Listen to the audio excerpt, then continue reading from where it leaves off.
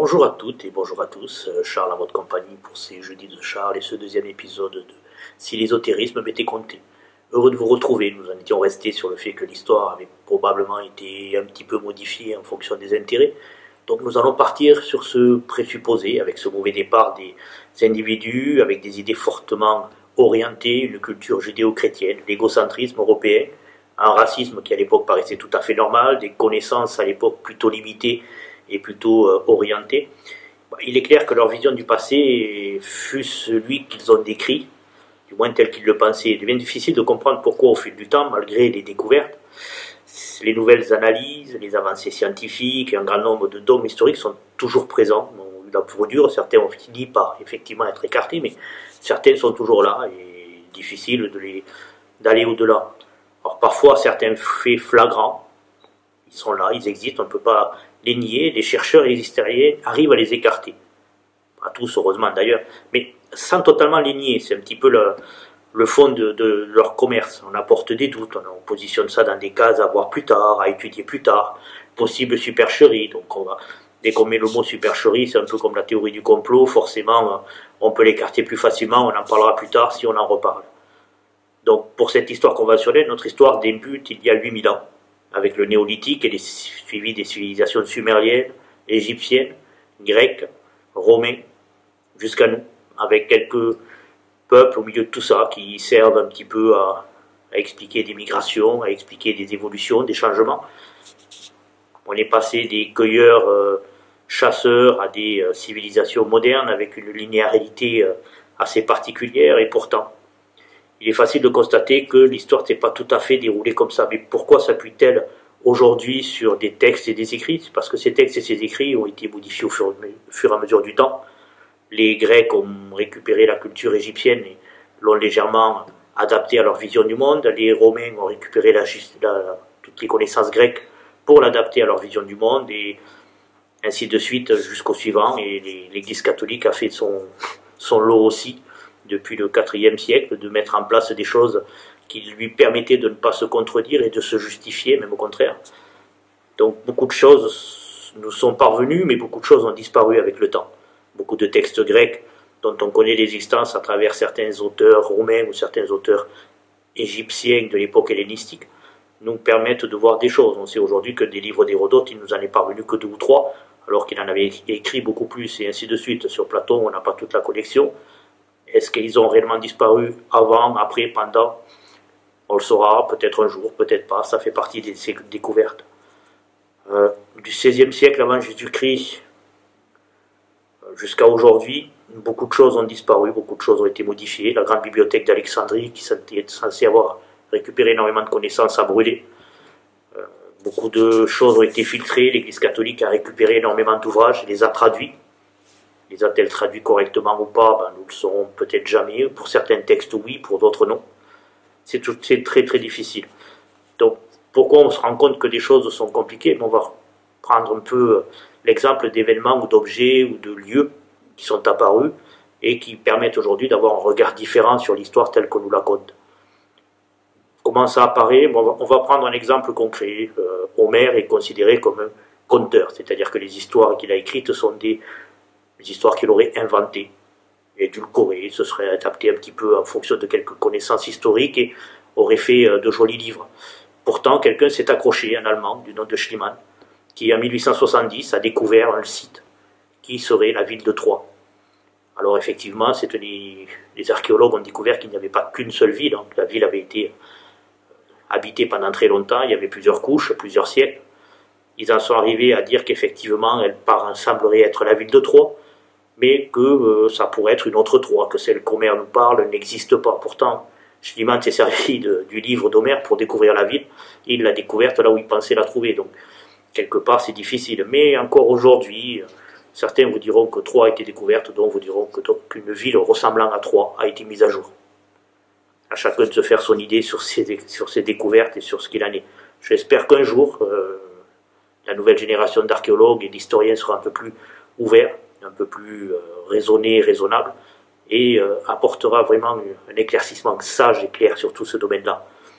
L'histoire est mise à jour par des découvreurs, plus souvent que des archéologues ou des historiens. Enfin, aujourd'hui, c'est plus tout à fait le cas, mais dans le passé, ça l'a beaucoup été. Des gens qui, pour la gloire, pour l'argent, vont se jeter à corps perdu à essayer de découvrir.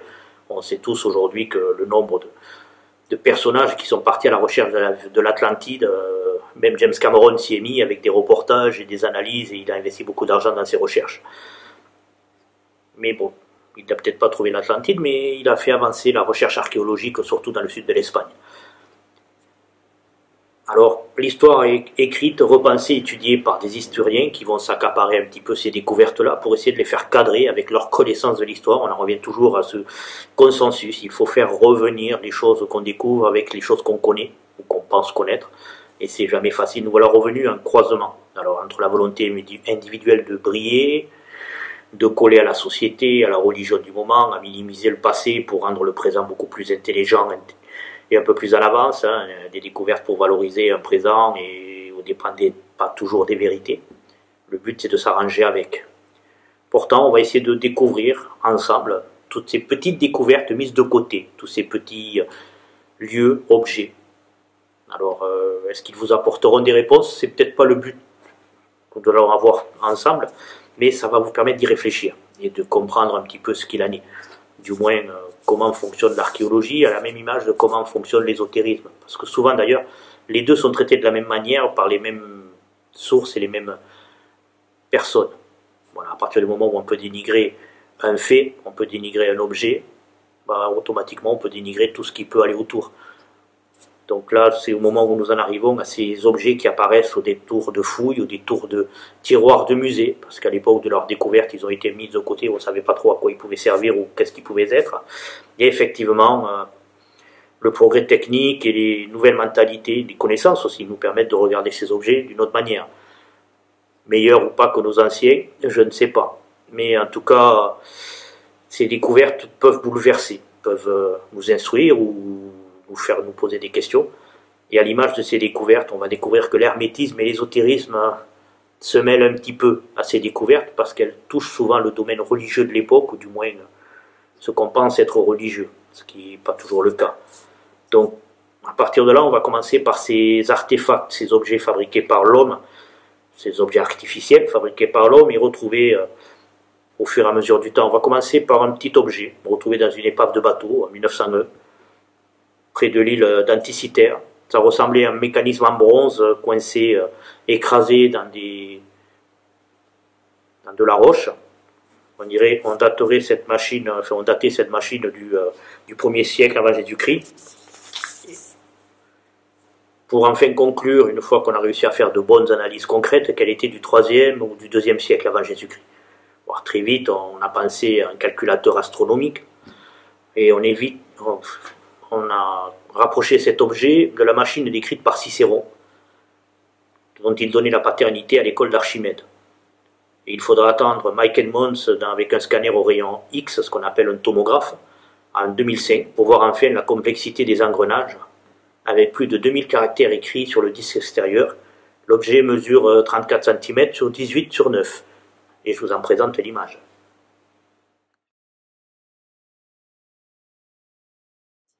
Nous poursuivons par Saqqara, un lieu, on va dire, où on pourrait écrire des livres sur toutes les découvertes qui ont été faites, et qui continuent à être faites, et sur les objets et les définitions à quoi ils peuvent servir ou à quoi ils peuvent être.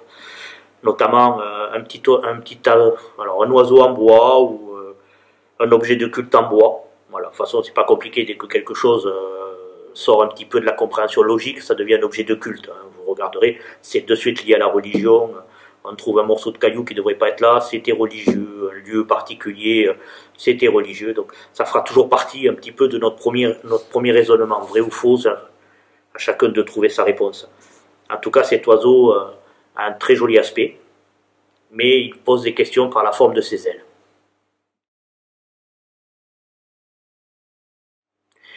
Il existe bien d'autres objets, alors on les appelle comment? Des oupartes. Oupart est un anglicisme pour objet hors de son temps. Et la liste est longue. Je vais vous en donner quelques exemples. L'oiseau d'or du musée de Bogota. Il est controversé dans son interprétation, de simples bijoux précolombiens à un avion. Je vous laisse juger.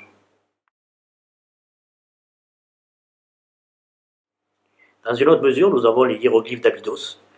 Eux sont un peu plus connus. C'est un morceau de pieds de mur où l'usure du temps, ou la version des yeux, ou selon comment on les regarde, peut laisser apparaître une libellule ou un hélicoptère, une tête de serpent ou un yacht, un avion.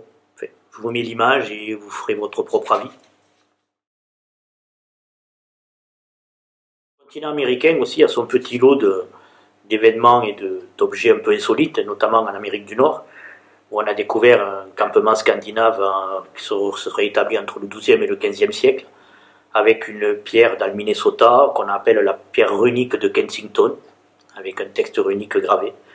Donc je vous montre l'image aussi. Pour les pierres gravées, on a aussi la pierre de Los Lunas au Nouveau-Mexique. Alors là, c'est un énorme bloc de 50 tonnes sur lequel est une inscription de façon régulière et qui est rapprochée du décalogue, les 10 commandements si vous préférez, et qui permet à certains de justifier les relations transocéaniques entre l'Amérique précolombienne et l'Afrique et le Moyen-Orient. Ça a donné aussi à penser aux religions mormones, mais ça c'est un autre débat.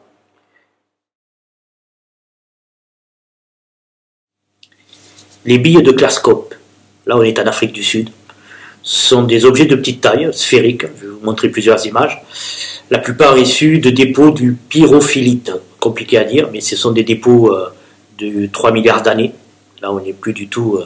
Alors est-ce que c'est la nature qui a créé ces sphères avec ces gravures, ou est-ce que c'est la main de l'homme?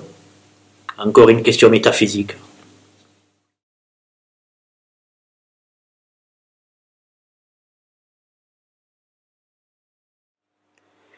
Dans tous ces mystères, nous avons aussi ce qu'on a appelé les cartes géographiques, notamment celle de Piri Reis, mais ce n'est pas la seule. Vous avez la carte du Vinland, vous avez les cartes de Horon-Sefine. Toutes ces cartes nous montrent la Terre telle qu'elle est, et à des époques où il devait être très difficile, notamment la plus connue, celle de Piri Reis, qui nous montre les côtes américaines et pratiquement tout ce qui se trouve derrière les côtes à plusieurs centaines de kilomètres, et puis surtout le continent antarctique. Alors là c'est assez flagrant parce que on l'a découvert qu'au 19e siècle et on l'a cartographié avec des satellites qu'au 20e, et sur la carte de Piri Reis, les côtes sont exactement là où on les a découvertes, sous les glaces. Grand mystère, d'où viennent ces cartes? Piri Reis lui-même disait qu'il avait copié sa carte sur des cartes beaucoup plus anciennes. Où, quand, comment, c'est difficile à dire.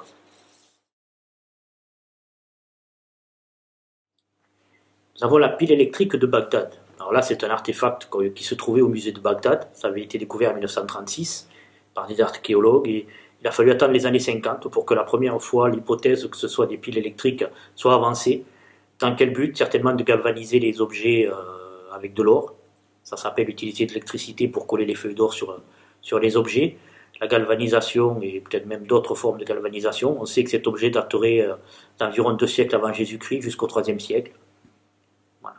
Une vision assez particulière du monde où l'électricité avait été découverte et utilisée par d'autres. Donc l'humanité, en fonction de ses besoins religieux, politiques, peur, guerre, ou ce qui peut arranger Pierre, Paul ou Jacques, en fonction des apôtres, comme dirait l'autre, on a oublié une partie de notre histoire, on ne sait plus trop vraiment à quoi et quand ça pouvait servir. On connaît aujourd'hui les grandes lignes des 5 derniers millénaires, jusqu'à 3000 avant Jésus-Christ, environ, on a à peu près certains, on a élagué certaines choses certainement, on en a mis d'autres en avant, mais on sait à peu près le déroulé de l'histoire. Mais avant, qu'en était-il? Qu'en était-il ces périodes antérieures? Cette période où apparemment on était des chasseurs-cueilleurs, mais on était capable quand même de construire des lieux assez particuliers. Je vais vous parler de cités étranges. C'est pas simple. D'où sortaient-elles? Comment sont-elles arrivées là? En tout cas, aujourd'hui, sans être limitatif, on peut découvrir des endroits un peu particuliers. Au Japon, sous la mer, avec mettre sous le plancher océanique, nous avons Yanaguni, qui est une sorte de construction. Est-ce qu'elle est naturelle ou est-ce qu'elle a été créée par l'homme? On ne sait pas. Elle daterait, si elle devait se retrouver hors de l'eau il y a à peu près 8 à 9 000 ans. On ne sait pas. On a les Olmecs aussi, avec leur tête colossale. Ça, c'est En Amérique du Sud, les Olmecs, un peuple dont on ne sait pas grand-chose, à part que ces têtes laissent paraître des visages négroïdes. En Amérique du Nord, est-ce qu'ils ont un rapport avec des déplacements de population ou pas? On a des théories qui essaient d'expliquer pas mal de choses étranges, mais les théories sont pires que les farfelus. Des fois, les farfelus sont plus intelligentes. Mais bon, on s'adaptera. Essayer de comprendre les anachronismes de Saqqara, il y en a plein d'autres, hein, je veux dire que ce soit le Sérapéum, c'est-à-dire les fameuses tombes de taureaux, des tombes de 10 tonnes, enfin de 100 tonnes, pardon, enterrées, et on se demande comment ils ont réussi à les mettre là, et est-ce qu'en réalité ça servait vraiment de sarcophage à des taureaux? La question reste entière, on ne sait pas. On n'a retrouvé aucun ossement, aucune momie de taureau, rien du tout. Donc c'est difficile de savoir exactement ce qu'il en était. On sait juste qu'on suppose. Voilà. Beaucoup de suppositions, beaucoup de théories. On va essayer, à travers donc toutes ces émissions, de défaire un petit peu les fils de la connaissance, essayer de comprendre, si on peut y arriver, ce qui n'est pas toujours simple. Parler de ces étranges fossiles et traces. En Amérique du Nord, sur des côtes, on a retrouvé des traces de pas. Je vais vous en montrer quelques images. À côté des traces de dinosaures. Ça aurait 200 millions d'années. Mais est-ce que l'homme a existé à cette époque-là, ou est-ce que c'est des traces dues à autre chose? C'est difficile.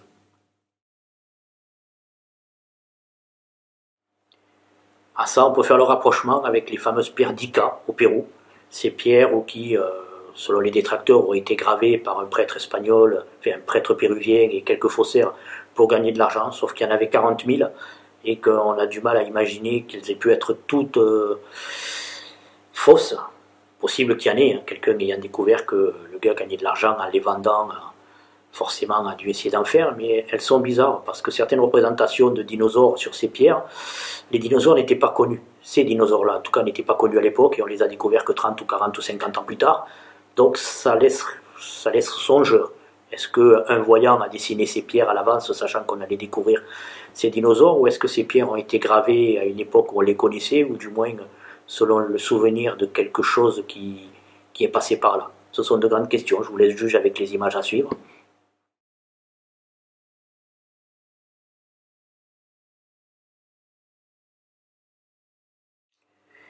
Les découvertes qui ébranlent aussi nos connaissances sont des traces d'un cataclysme dont on est certain aujourd'hui qui daterait de 12 000 à 14 000 ans.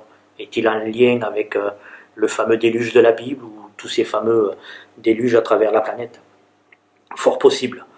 En tout cas, nous avons aussi le site archéologique de Mohenjo-Daro en Afghanistan, enfin dans la vallée de l'Indus, pardon, au Pakistan, dans lequel des traces de radiation ont été découvertes et quelques cadavres prisonniers de la roche qui eux aussi nous font nous poser quelques questions. On ne sait pas pourquoi, on ne sait pas comment, on ne peut que supposer.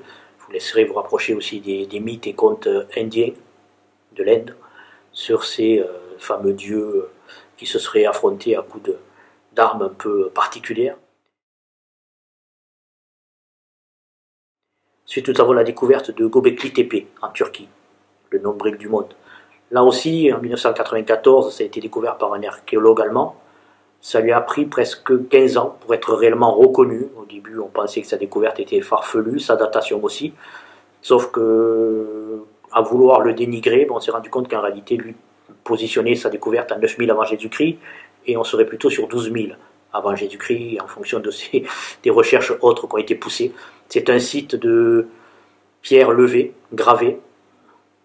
Et comme toujours, vu qu'il n'y a pas d'habitation ou de traces d'habitation, on met ça sur le dos du culte religieux. En fait, on n'en sait rien. On sait juste que ceux qui ont construit ça l'ont certainement réenterré. Peut-être à l'approche d'un cataclysme qu'ils prévoyaient, je ne sais pas, ça je vous le laisse à votre découverte, mais en tout cas ces pierres sont instructives. Certains les rapprochent de l'arche de Noé parce que sur toutes les pierres sont représentés énormément d'animaux. Certaines pierres sont censées représenter des humains tenus debout, qui portent des objets ou divers. Enfin, en tout cas, c'est très intéressant. Tout n'y a pas encore été déterré, les archéologues travaillent, mais le site est immense. Et depuis peu, non loin de là, quelques kilomètres, on a découvert une cité qui daterait à peu près de la même époque. Et là, il va être difficile pour les gens d'expliquer que depuis que les chasseurs-cueilleurs n'ont disparu que 4000 ans plus tard dans la même période, dans le même lieu, alors que s'ils avaient construit des cités, mais bon, je vais laisser les archéologues, les historiens se prendre les pieds dans le tapis tout seuls. Mais tant que ces lieux-là ne sont pas exprimés, on n'en parle pas, on ne demande pas aux historiens de s'expliquer. Ça reste quand même quelque chose de particulier.